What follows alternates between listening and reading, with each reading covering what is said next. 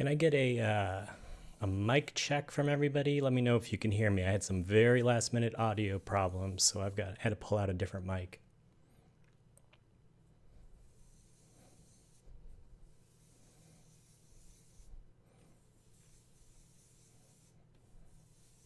I was not expecting it.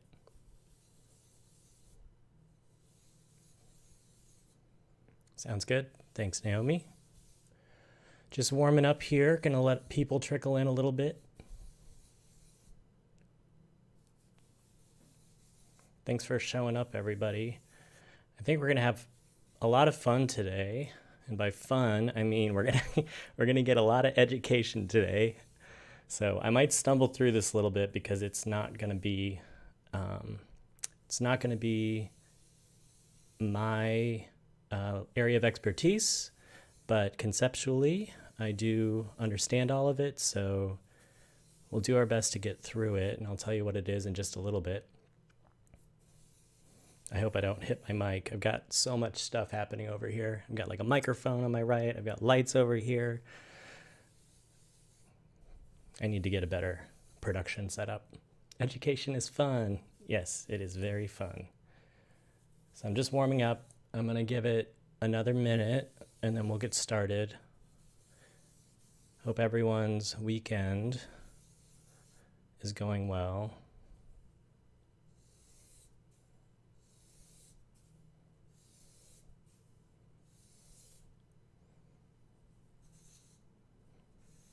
Just practicing some lines. I like drawing these grids because then it forces me to, or it gives me like a little boundaries to put stuff in, to put my little circles in.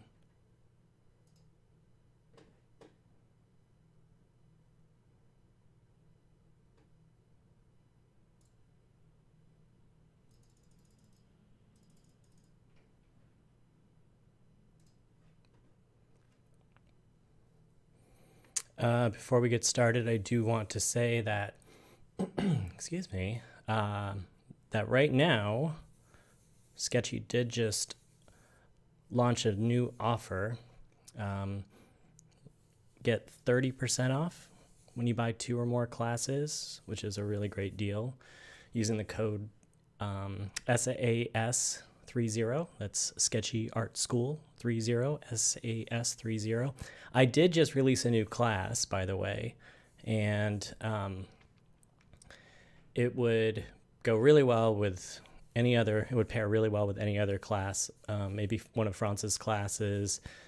Mine's a mark making class as well. It's about a technique called contour hatching, and I'm going to go through 4 different portraits, very long form portrait drawings, probably going to be like an hour and a half, maybe 2 hours long each.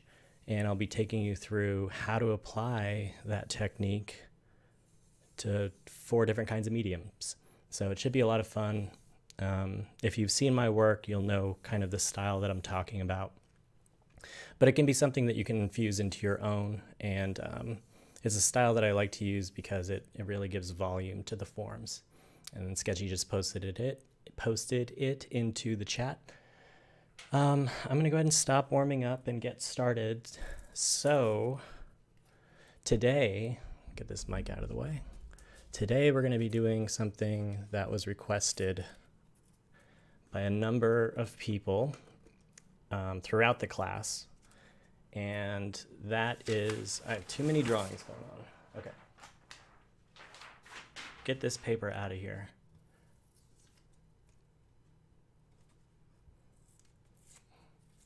Jenna says,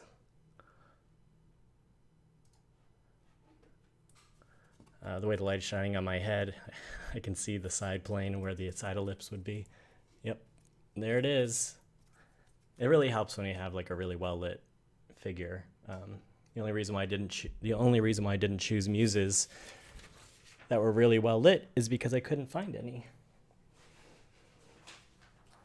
Sorry, I had to throw a bunch of paper everywhere before I got started. Okay, there we go.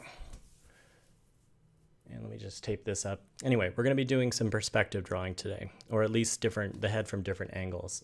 I'm not going to go really deep into it. In other words, I'm not going to go super deep into all the features because that would take a while. But I will show you how to at least at a very basic level figure out how to draw from different angles and why the side plane is so important and why the horizon line is so important and why the center line is so important. So I took a bunch of pictures of myself this morning so that we had some examples, and just gonna lay those somewhere else.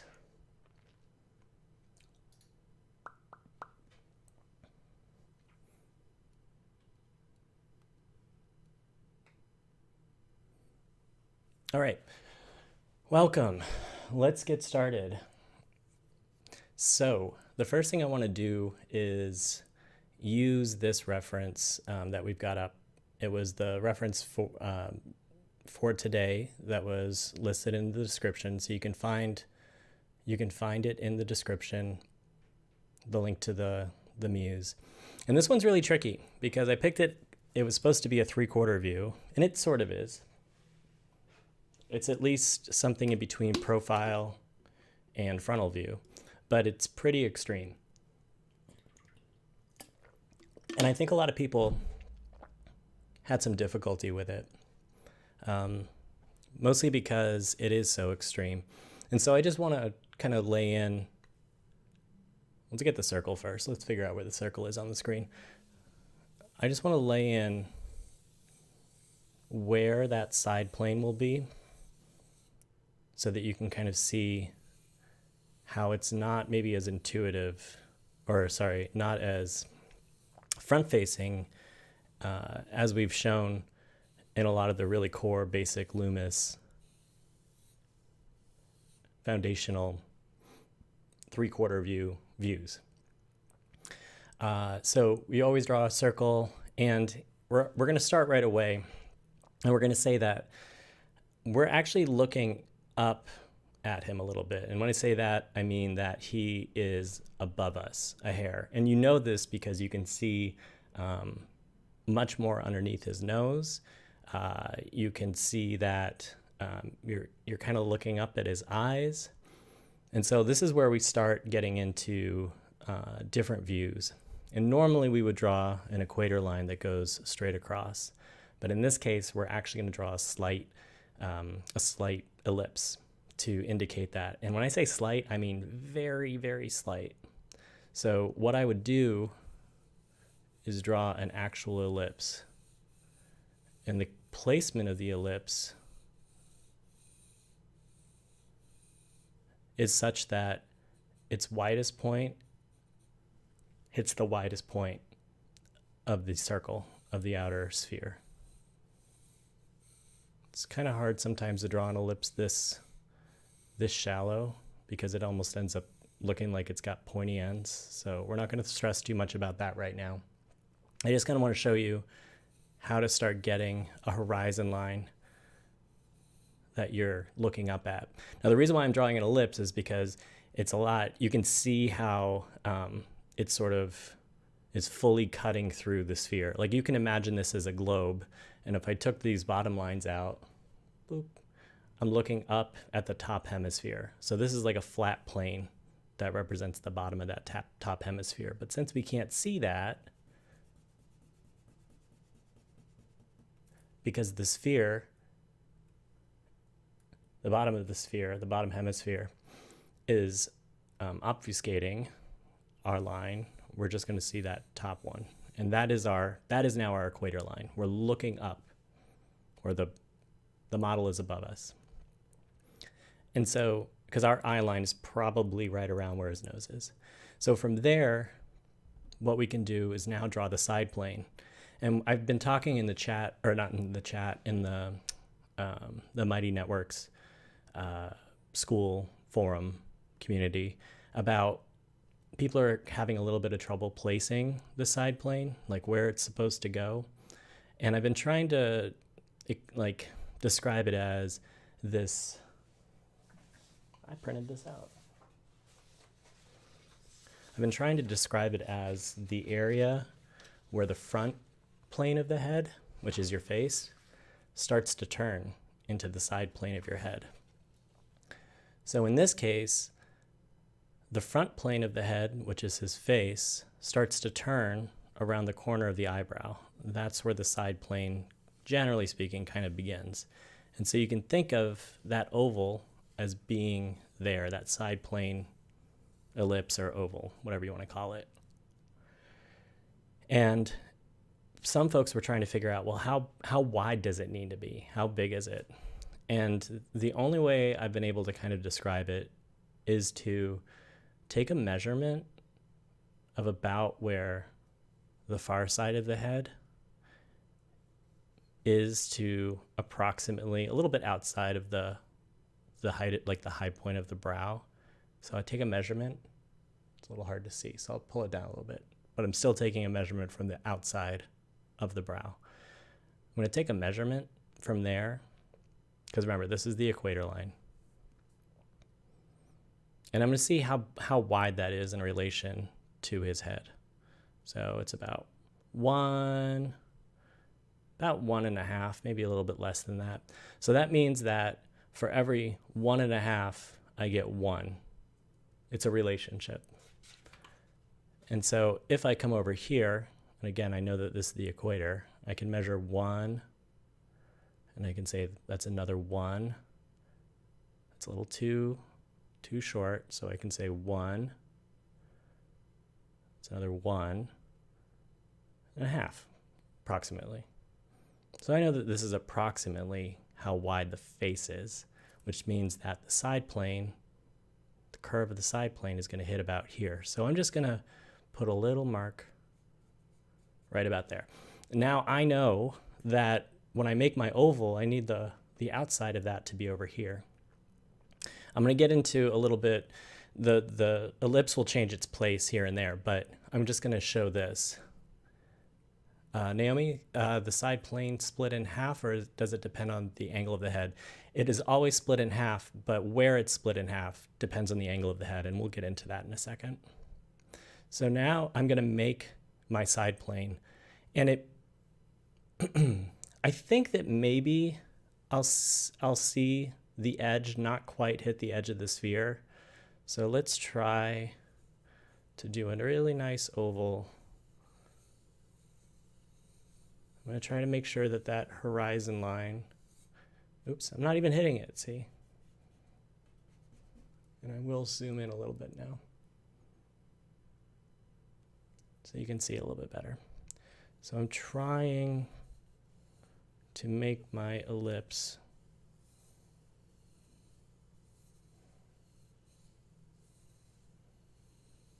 where this is the outside of the circle.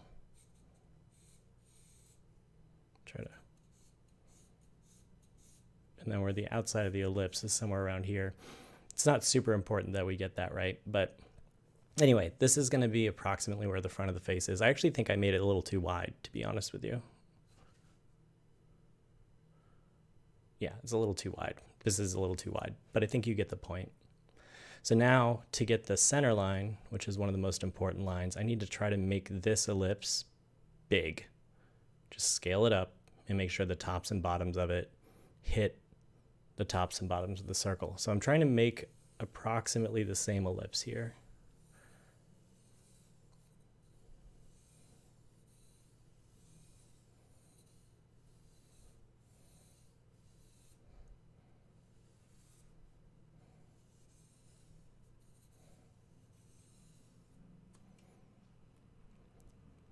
And once I've made that ellipse, I can erase the back half of it, because we don't need that. That's not one of our measurements. That's not one of our key marks. All we're trying to do is get the center line so that it's in sort of the correct perspective. Is this the head that I'm drawing? Yep. How do I determine the height of the ellipse? The height of the ellipse is about 3/4 of the height of the head. So if I take this measurement, or the height of the cranium, you can see that that's a quarter, that's a quarter, that's a quarter. Sometimes it's between 2/3 and 2/3 and 3/4. Doesn't really matter too much. We don't use that as a really key mark. And so this becomes the plane of the face. Now we're still looking at it kind of straight on, so we do know that this is going to drop straight down for the front of the face. And we also know that there is a center line here that also drops straight down the side plane.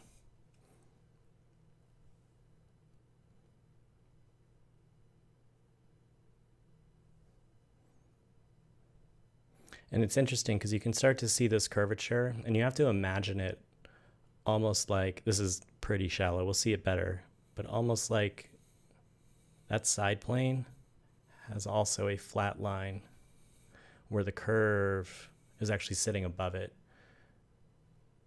And you can start to see the side plane of the head there. Now we still use our kind of 45-degree angle kind of idea to get approximately where the hairline would be. Now, because we're starting to get into some foreshortening and some perspective, that 45-degree angle isn't true. You're just kind of trying to eyeball. I think you have to really practice perspective to start understanding how angles start to work as you turn things. But generally speaking, this is kind of where we're at. Now, the one thing I want to show here is that we created this kind of like really shallow ellipse. And so somewhere around here, there's like an average where if you were to draw a straight line, that would be kind of the line of the brow. How do I determine the angle of the head? We're going to figure that out in some of the next drawings. How did I decide where the center line should be? Did you measure by eye? No, I decided where the center line should be by taking this ellipse of the side plane and then scaling it up. Try to replicate it basically so that it's the same ellipse, just bigger, and its top and bottom hit the very center of the top and bottom of the sphere. That gives you the exact same curvature, and it also forces it to be placed over as much as it should be. So we've got our center line.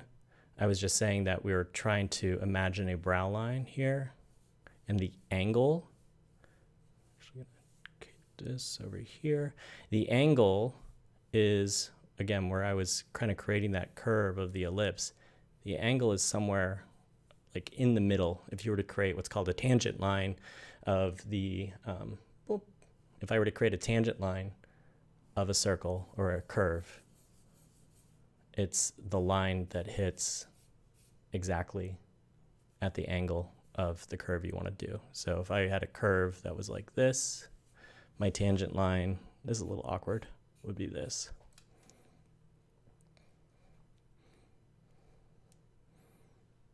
Valerie asks, why do you do a second, third one? I'm guessing that you're talking about the ellipse. So I did the first one to get the side plane, the second one to figure out the center line. I'm not sure where the third one is. If you were talking about this initial one, that's for figuring out the brow line and the angle. So now we've got this line for the brow line. Again, created a tangent off of this curvature. And we're going to kind of echo that up here. And the reason why we're doing this is because we're doing that because these lines, all of these lines as we go down the face, need to be parallel to each other. As soon as you say we're seeing something from below, and we know that we're seeing the brow line tilt at an angle. See that angle? It's because we've got that equator line kind of wrapping around here, that angle. Every single one of those angles needs to continue down the face. It needs to be the same one. Otherwise, your face starts to look really weird. And we can still measure approximately the distance between those two heights.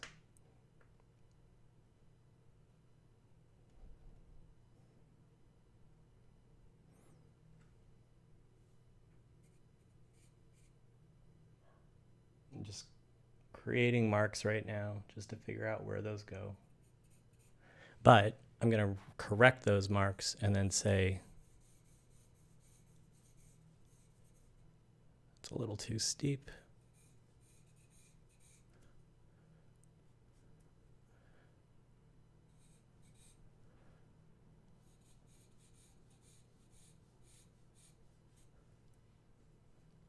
So I hope you can see that right now what I've actually got is a kind of like a flat box, or flat. This is a bad example. I don't have anything good in front of me right now to grab, but I have a plane that's now, I'm looking at it at an angle. So if I were to actually draw a rectangle here, it would be a rectangle in perspective. So once we've done that, we've got kind of all of the key measurements. Now this took a little bit of time because we had to figure out a lot of different angles here. And now if I drop like a jawline down,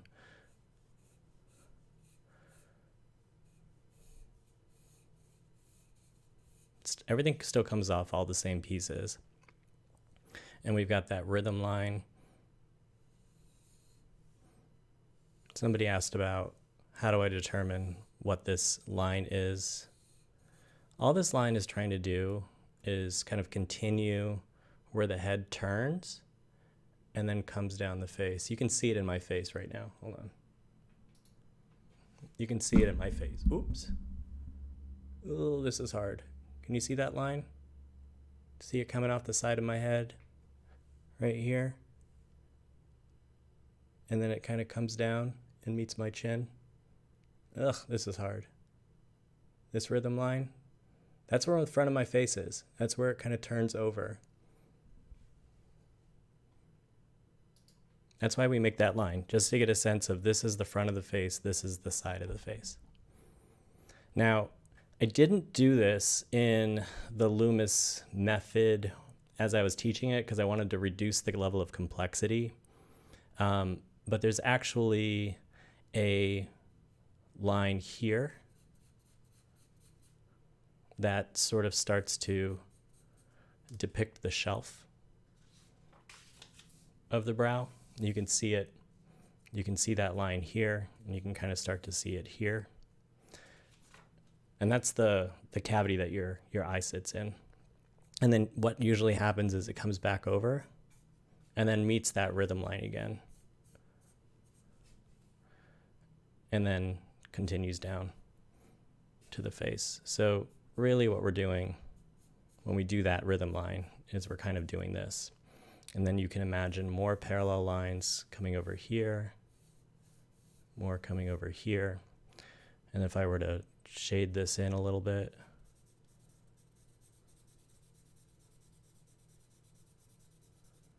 you can start to see kind of the shadow where the glabella comes down and then you've got the brow line covering it up. So we're not going to go further into this demo because this is a really subtle one. How do I know how big to make the shelf? Honestly, this is about studying the skull. You need to study the skull to understand where it goes and how big to make it. Where's my skull? I think what's interesting about all of this stuff that I'm teaching is like I also understand and have studied a lot of the skull. So I understand, let's see if I can get this to turn right. So that's about the angle that we're looking at. So I also understand kind of where some of these, like the frontal bone hits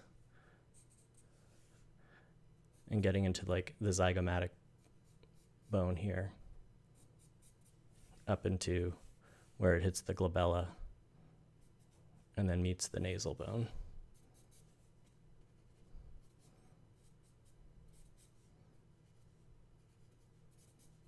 I'm just kind of making a mess of this, but because I just want to show you glabella,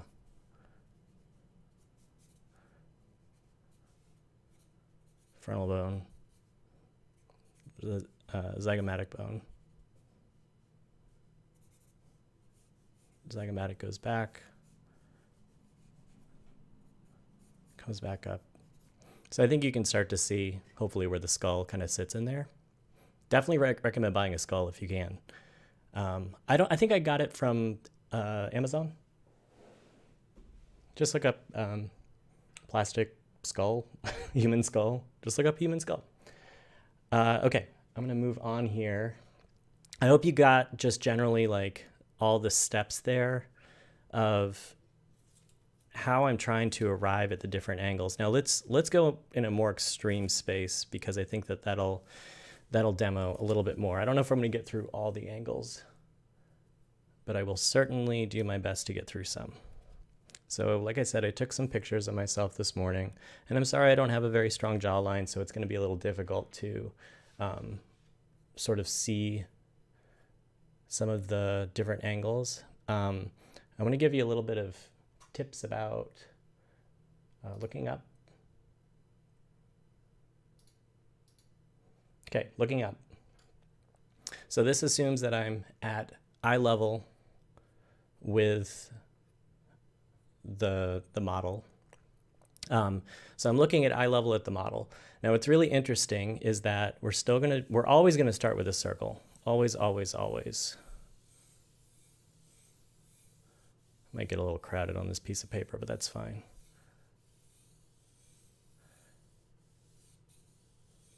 Remember, you just try to find your line. It doesn't have to be perfect. You're just really looking for the general circle. Got a little bit of extra up here. It's okay. Now, because I'm actually looking straight at the model. It's just that the model is tilting the head back.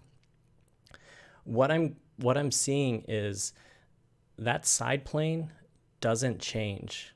I've got a picture of myself here somewhere.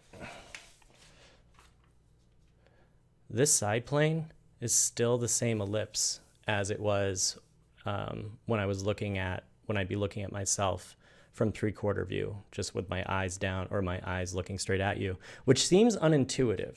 You'd think that like the ellipse would kind of change and all of that stuff, but if you took a sphere or you took a wheel that had spokes and you looked at it and you started to, sorry, my hand's all up in the camera, but if you looked at the wheel from a 3/4 view and you were to rotate it in space so that like the wheel that's facing you starts to go up around and it had spokes on the side, that ellipse doesn't change. That ellipse stays exactly the same. It's just that the spokes on the wheel change their orientation. And that's where we end up seeing, that's the wrong look up picture, sorry about that. That's where, I don't even remember what I'm saying right now. Oh, that's where you determine the tilt of the head. Up, down is where the line on the side of the plane exists. So if I were to draw this, I'm still looking to see where that bone starts to turn on the cranium. I'm just going to do a really rough estimate here. Still going to draw my ellipse. You can see that the tallest part is still vertical. Now, this is where I need to figure out where the equator goes, and I do that by just literally looking. I need to see, we know that the brow line is approximately where the top of the ear is.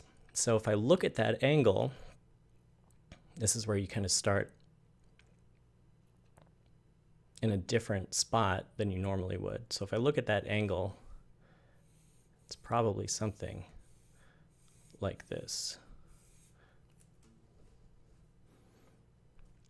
And from there, that's probably a little bit too steep. We can take that down a little bit. It's a little bit too steep.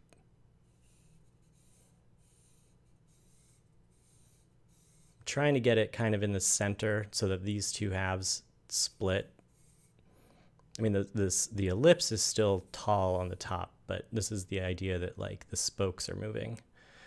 And then I can use that to start to think about what where the ellipse of the center line goes, where the ellipse of the equator goes. And now what I'm going to do, this is where I start to get a little messed up, and I start to have to like, what I normally intuit my way through, I have to now explain to you in a methodology. So I'm going to use a few of the rules that I know. I know that the center line is still going to be the same ellipse. I'm just going to make it scale up. We're going to see a lot of lines.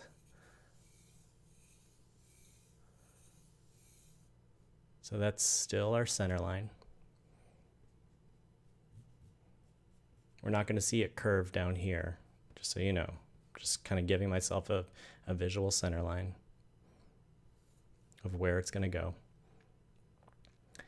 And then what I want to do is I want to imagine, and I want to try to draw an ellipse that intersects those two lines.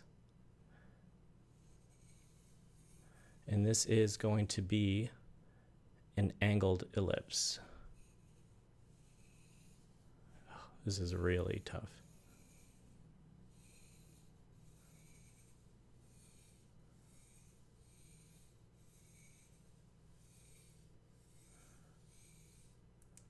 Okay, so now I've drawn my angled ellipse.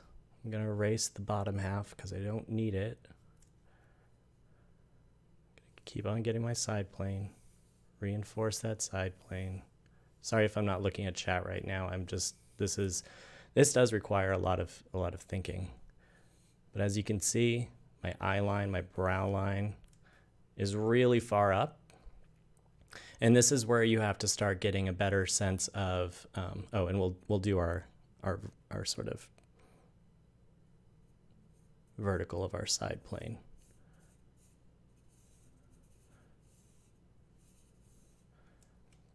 And that's what dictates the orientation of the head, this cross line. And you might ask yourself, like, how did I get this line? This is just where you have to start kind of studying perspective, and you have to understand that if an ellipse is this, and you kind of have to place this stuff in your head, then you know that this is the orientation of it, of that side plane. Now, if I were to look at this, which isn't the same one, and I'm sorry about that, I can see that this is approximately the angle of the center line, the vertical center line of the side plane. And it's going to run parallel to the face, the front of the face. So you have to be able to kind of see the head in its totality and the reference to be able to do this from a model reference. But that line now becomes the front plane of the face.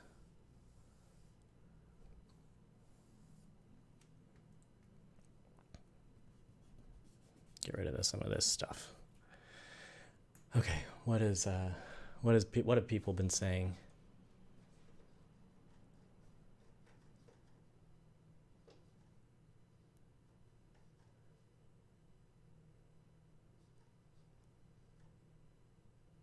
Everyone wants a skull.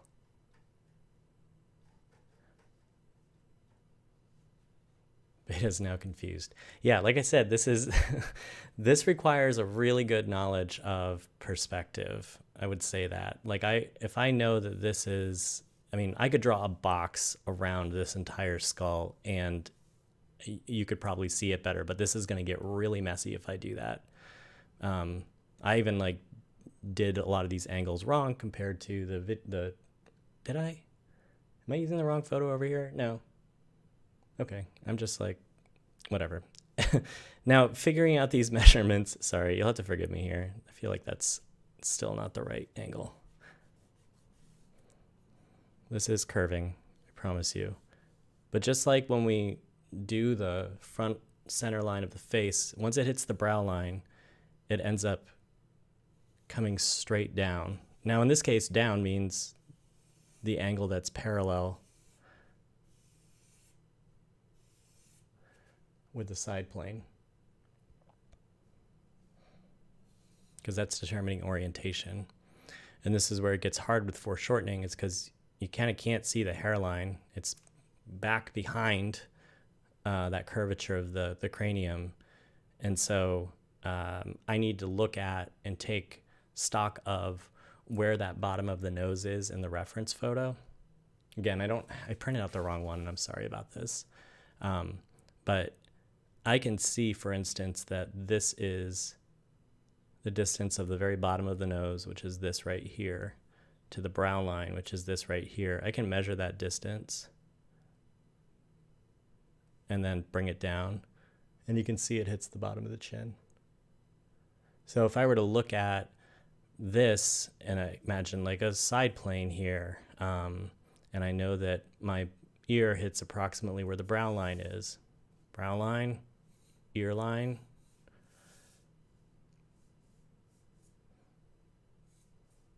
And I know that the bottom of the ear, well, sorry, I should say that if I were to carry this line, that's that horizontal line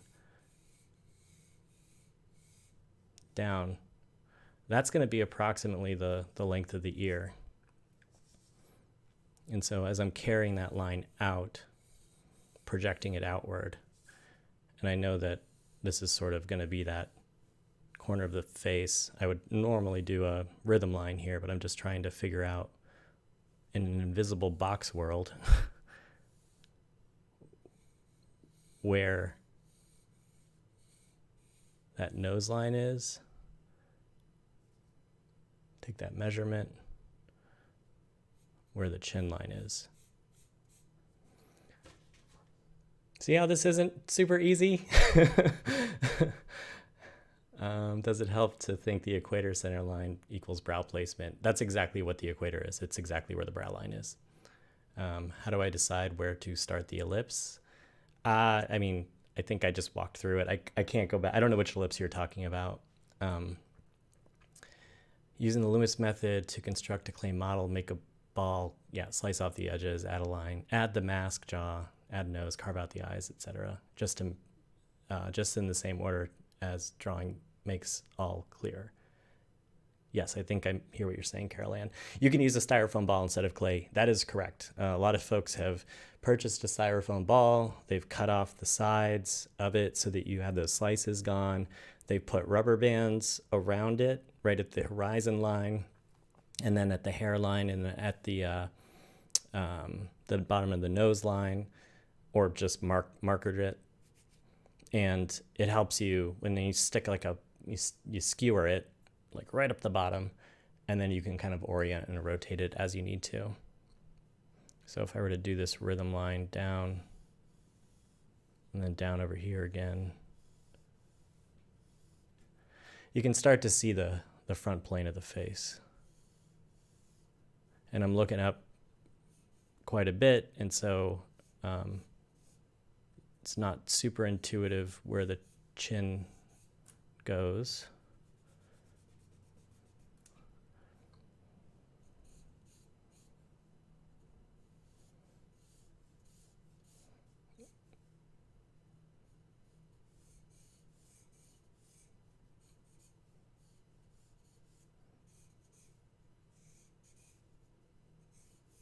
But there is a mass underneath the chin that comes into the neck.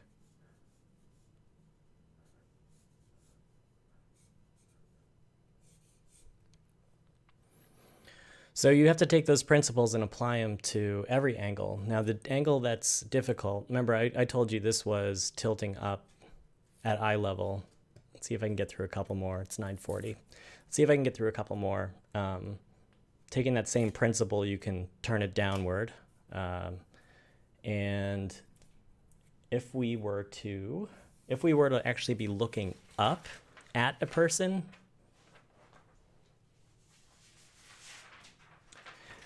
you would think that looking up at a person is exactly like the person themselves looking up, because you're seeing the bottom of the nose, you're seeing the shelf of the top lip better, you're seeing the shelf of the eyebrow or the frontal bone better. But it's different because in this case, the bottom of the hemisphere, this thing here, it's actually an ellipse that's skewed. Like the widest part goes like this, whereas this side plane stays perfectly vertical because I'm at eye level with the model. This is one of those things where it helps to have a physical example. It's really, really difficult to kind of explain verbally. Okay, so let's talk about from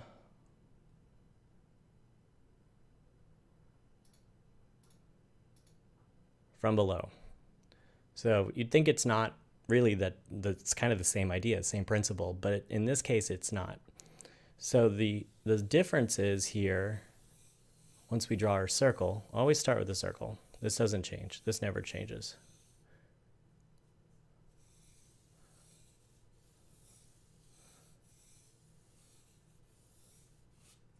So the differences here are that, let me get mine. Okay. The differences here,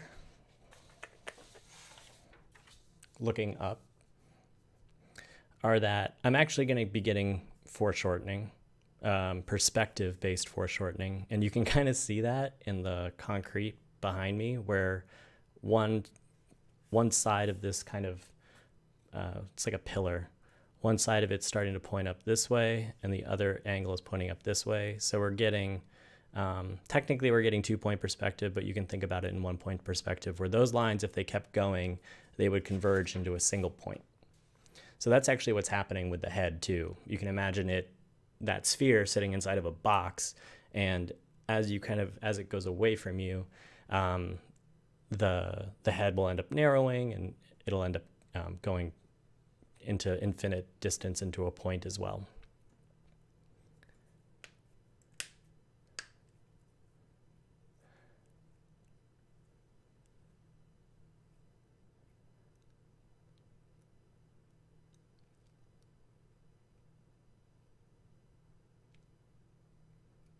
The larger, Janice asks really quick, let's just make sure we get this. So the larger ellipse you use to find the center line. You said it touches the top and bottom of the circle, but where does it start widthwise? It ends up being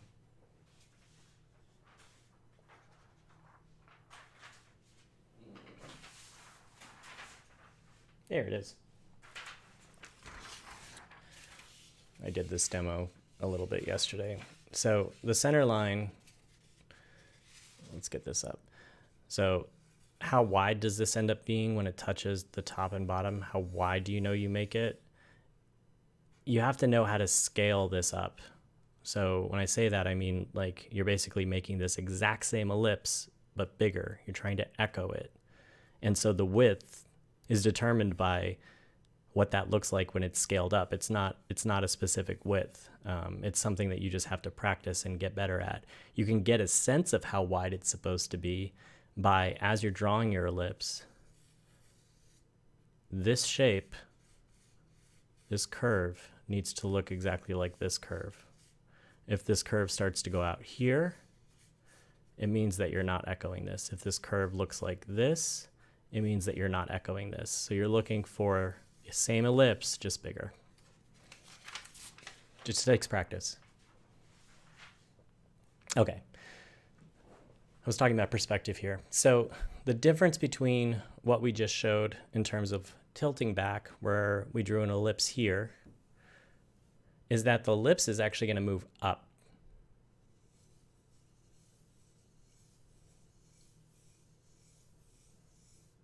It's probably not wide enough.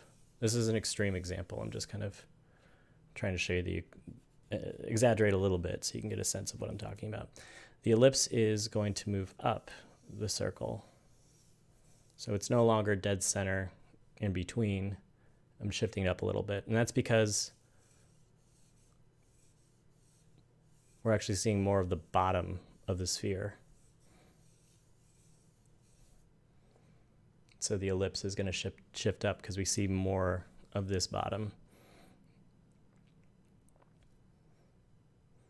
And as far as the brow line goes, I'm still using that idea of how do I put this? Like looking at this angle, because I know again that the top of the ear is approximately where the brow line is, and I'm trying to replicate that angle. If you can see that. This is cheating, by the way. It's not cheating. This is totally fine. So that is the angle of the ear to the brow line.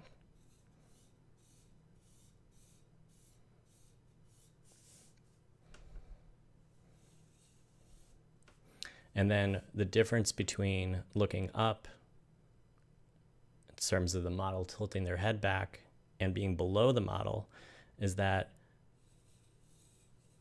this ellipse stays in the middle.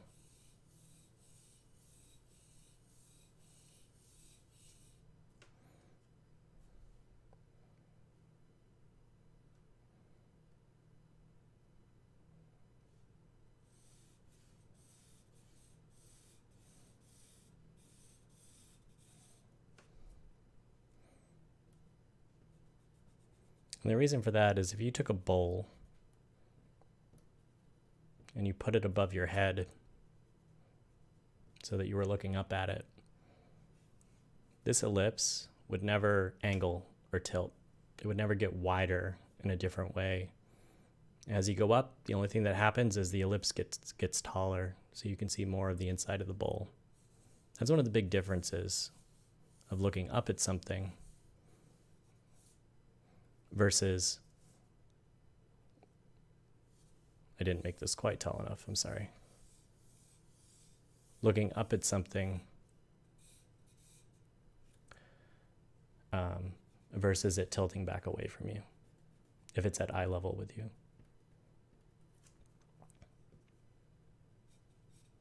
And this is vertical because the plane of the face is going to be vertical. Can you see this? See how the center line of the face is vertical here? Which means that that side plane is also going to be vertical. We're not getting into perspective too much here. We can erase this.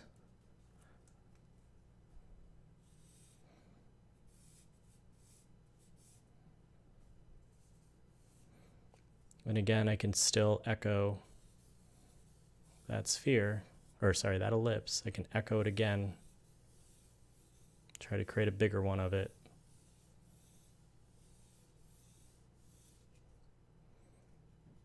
And erase the part that would go back behind the head. And you arrive at your center line. And then if I were to go up at a 45-degree angle, I would see just probably barely the hairline. Going really quick now because I want to get to one more head really quick, just a tilt.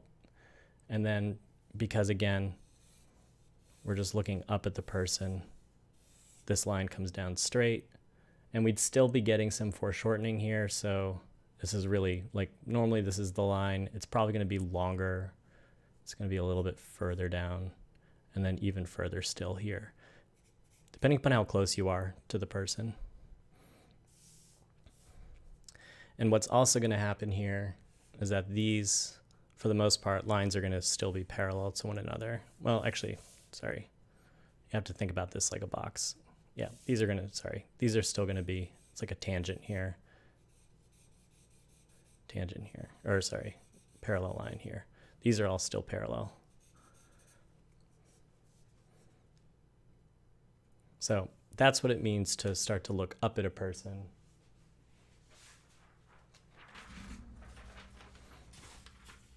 Versus the person looking up, where this ellipse, I'm going to redraw it real quick. This ellipse, where the equator line was at an angle. In this case, it's perfectly flat. And so the length of it is widest here. Okay.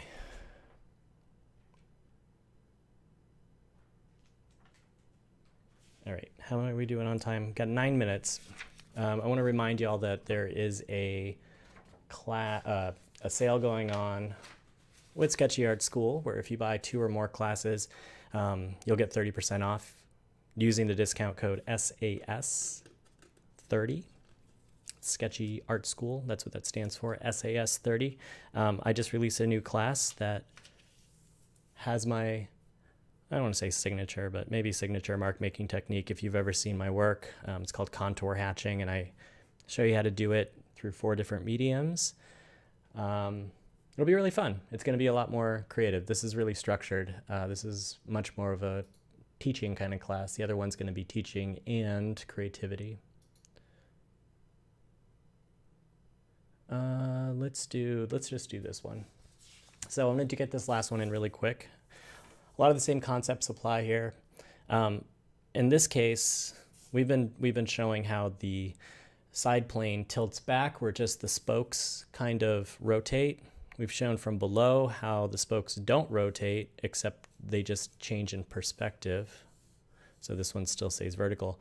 And I'm going to show you what happens when you tilt the head in 3/4 view. By the way, there's going to be another live stream from Dylan Sara after this. He'll be playing with inks, natural inks. I highly recommend you check that out. Sketchy will post this in the channel afterwards. So I'm starting to think about the front plane of the head, how it goes this way, and we're going to try to draw the side plane. Now, what's happening here is the equator line, because we end up kind of looking down into the head a little bit when the head tilts. So it's very similar to the idea of the head tilting back. We're still going to have an equator line that will kind of go like this, like to match this brow line. Like I just know because I can literally see the top of the head up here. So I should be able to see down into the top where this is the brow line. And the center line, or sorry, the side plane in this case also gets angled. So not only do we have this angled, but we also have the side plane angled, which is something we haven't done before. And I can see the angle that it's rotated because I can see the angle of the center line of the face. So what I'm going to do is try to, if you can think about this as like a cross, because I know again that this ear hits about where the brow line is. So I'm going to try to create this side plane. Ugh, this is hard because I've got a microphone right in my way. I'm going to try to create this side plane. So you can see that the long part of this side plane is like this now. That angle is like this, whereas the long part of the side plane, the distance, like the longest part of the ellipse on the side plane is vertical here. We're actually tilting the head, so we're tilting that side plane. And that's going to be the center line. And we created the equator. So that's going to be where the side plane hits. And if I want to show you what that looks like, it's not a horizontal line. It's kind of like a downshaping line, or downward pointing line. And then if I want to find the center line of the face, I just try to echo that exact same, this is awkward, that exact same ellipse, but bigger. Again, it's all the same concepts. And that's our center line. Look at how messy this is getting. This is why perspective and angles and tilts is difficult. It's not even a very good one, but I'm trying to recreate that ellipse, but bigger again, so the tops and bottoms hit the tops and bottoms of the sphere. And then again, we knew that this line was the center of the center line because I can see it in the face. I can see where the center of the face is. And so I'm going to try to make a line that's parallel to that. 955. And then again, we're going to do these 45-degree angles that you kind of just have to start imagining in your head. It's a bad one. And then I can see the tangent here. And then because this is, again, going to be foreshortened, the length between here and here, which is normally the same distance all the way down, is going to get shorter because it's moving away from you. So I'm just going to, these are not the right measurements, but you can totally just like, if you measure, like you can literally do measurements like this, whether you're looking at a photo or you've got it in front of you like this, you can start to see how there's the hairline, and then I can see that, oh, my finger is, it's a little hard to see, but my finger is actually, now it's like that distance is shorter, and then it's even shorter over here. That little bit there. It's hard to see, but it starts to literally get shorter and shorter as you go down, because that part of the face is further away from you. Oh, one thing I want to say, if you want to get a sense of perspective, go put your face up near a mirror. Like, look at yourself from far away and then come really close to the mirror and look at yourself. And you'll see that, like, the brow line, if I were to come really close to the camera right now, my brow line would start to angle up, and like my nose and my mouth would start to angle down. So the closer you are to the camera, the more you're going to see distortion in perspective. Just something to think about. And then in this case, we're going to see jawline come down. We're going to see that rhythm line that is the kind of front of the face. This is obviously, these distances now are really bad because I didn't truly measure them. But that's how you tilt the head. Like, the side plane actually tilts. If we're just looking up or down, like looking up at something from underneath or above, the side plane doesn't tilt.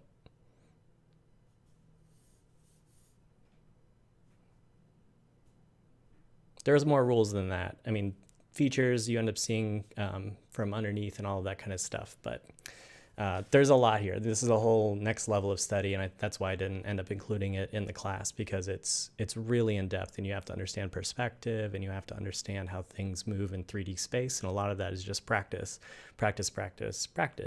and putting balls inside of boxes, and learning how to understand how angles change. Anyway, I'm going to stop there. That was a lot of stuff.